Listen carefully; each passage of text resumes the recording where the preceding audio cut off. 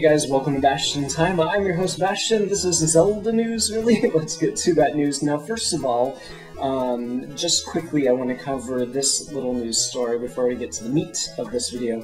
And this is about some student as their thesis or some sort of college final created a clothing line that they say is influenced by Zelda. And they have these specific images to kind of show the correlation, but I don't know anything about clothing design or fashion or whatever. As you can tell, I basically just wear Zelda shirts and Zelda hats. I don't know these things, but I don't really see it. I don't understand how this clothing line is influenced by Zelda, but it looks cool, I guess? I don't know. Maybe you let me know in the comments down below, those of you who are more knowledgeable about this kind of thing, exactly how these two things connect, because when I first saw this, I was like, what? I don't get it. Now, our next story is the controversial one that I've been wanting to talk about since it came out like half of a week ago, or by the time this video airs, like a week ago. And this really should be a Bastion rant, but oh well. So basically what it is there's this whole, like, covering the entire internetosphere, all of these news posts saying, Nintendo finally weighs in on the Sheik gender debate.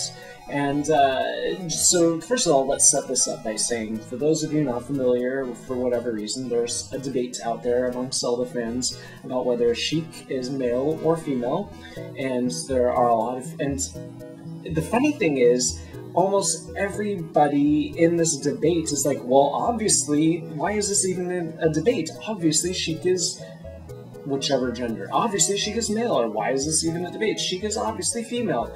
And they both feel like their positions are so clear-cut that there shouldn't be a debate. But I fully understand why there's a debate. But, so anyways, that's the thing. And then, for whatever reason, recently in an interview, while talking about Hyrule Warriors, Bill Trinen, who, if you don't know who he is, he's he's been involved in the localization for Zelda games and Nintendo games in general for quite a long time. At places like E3, he is often the translator for Mr. Miyamoto or Mr. Enuma, not Mr. Enuma, specifically Mr. Miyamoto. So, you know, he's a well-respected Nintendo employee.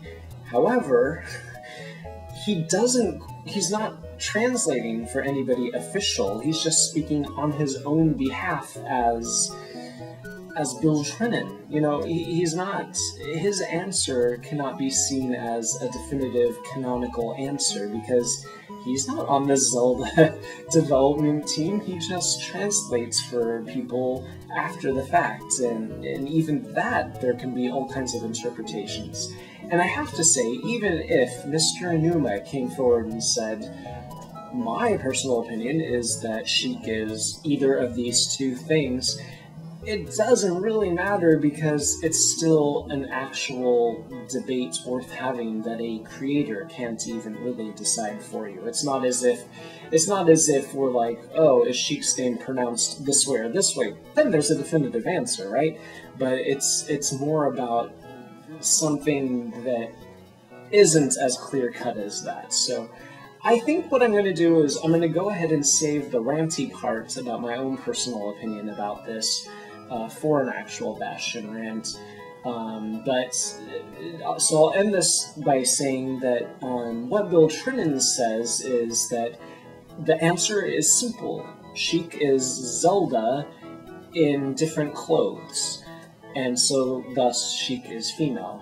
And I've got to say that the other side of the debate out there does not agree with that position whatsoever. They feel that the answer is far more complicated than that for a variety of reasons. And so I'll go into that in a Bastion rant in a few days, so keep your eyes out for that. See you guys tomorrow for more news. Bye, guys.